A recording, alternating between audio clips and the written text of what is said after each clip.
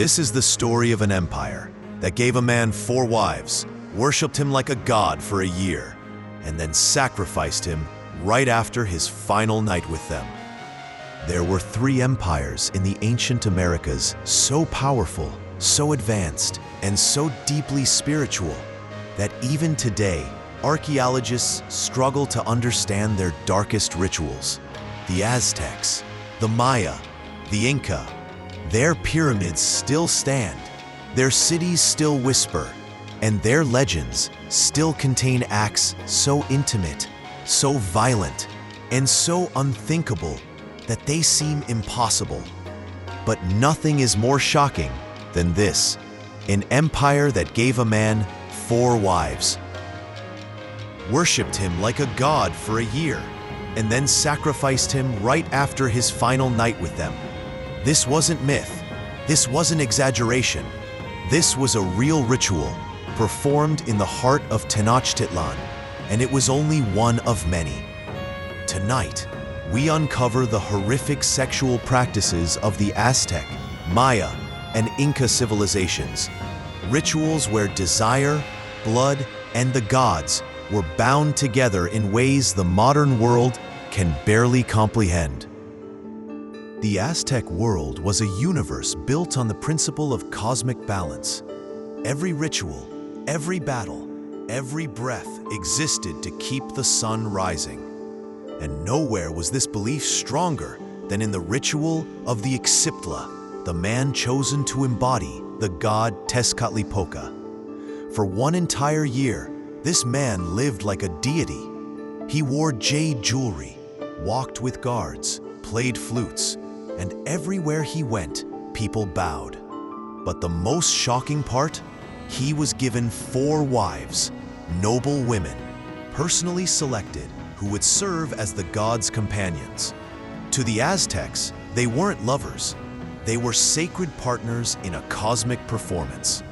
But this paradise was a countdown, a slow, beautiful walk toward death. Because on the final night, after sharing his last hours with all 4 wives, he would climb the steps of the great temple. No fighting, no screaming, no running. The god must face death with dignity. He would break each flute he carried, symbolizing the end of his earthly pleasures, then lie down on the sacrificial stone. A priest's obsidian blade did the rest. The Aztecs didn't fight ordinary battles.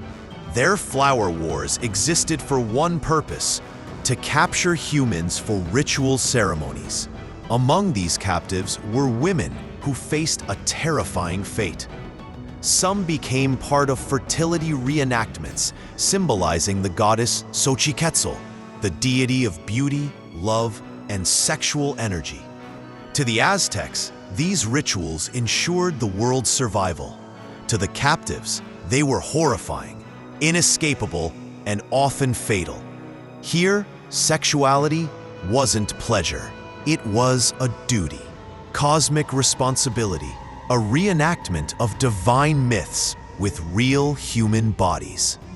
If Aztec rituals displayed violent beauty, the Maya performed ceremonies of mystical intimacy, acts meant to open portals to the other world. For the Maya, blood and sexual energy were the 2 greatest forces of creation. Kings and queens were expected to use both. The most infamous ritual? Royal bloodletting. A queen would pull a rope embedded with obsidian thorns through her tongue, letting blood fall onto sacred paper. A king pierced his genitals to summon visions. This wasn't self-harm. This was cosmic communication. After these acts, rulers sometimes performed sexual rites designed to merge their spirits with deities and ancestors. They believed ecstasy and agony together could create a spiritual doorway. To us, it sounds unbearable. To them, sacred science. Archaeologists studying Maya murals discovered scenes of temple marriages, where priestesses acted as the wives of gods. These rituals were performed in darkness. No torches, no fire, only sound. Chanting, breathing, whispering.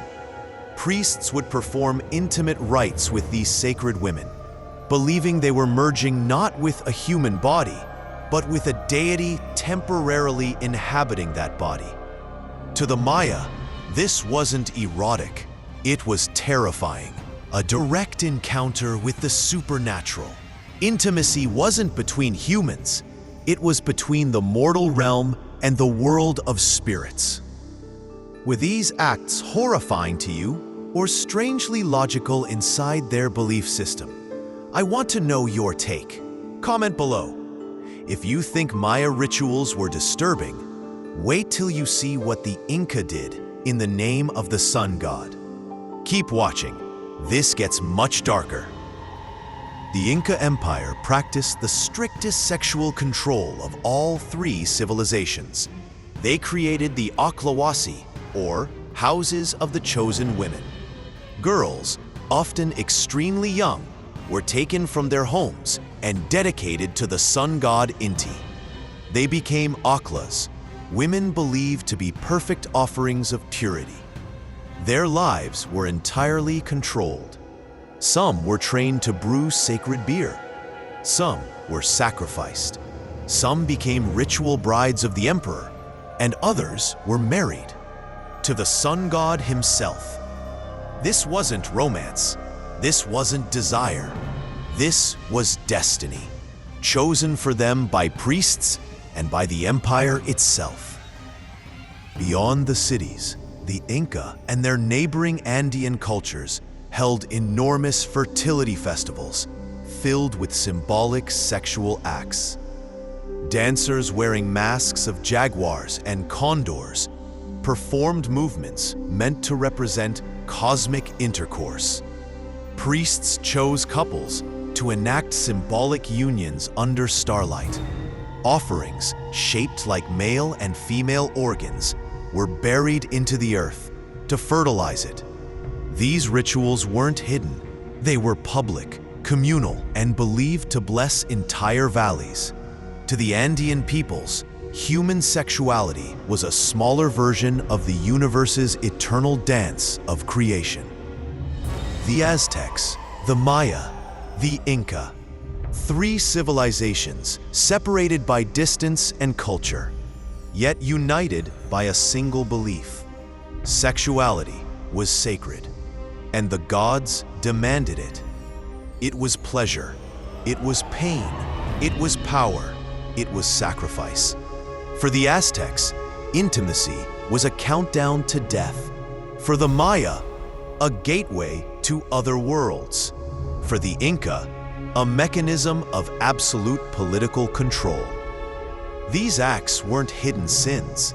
They were public duties, expressions of cosmic law, the eternal cycle of creation and destruction, performed with human bodies. When European conquerors arrived, these rituals were erased, sometimes violently, sometimes deliberately. But the stone temples remember. The murals remember, the codices remember, and today, historians are still uncovering just how far these empires went in the name of their gods. Ancient civilizations weren't just builders of cities and calendars.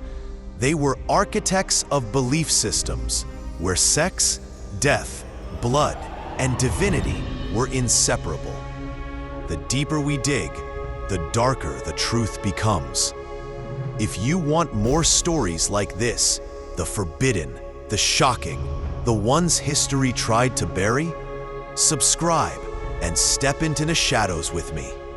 Because this is only the beginning, and history is far more horrifying than any horror movie. If you want more forbidden stories, more rituals the world tried to erase, hit that subscribe button, because the deepest shadows of history are still waiting.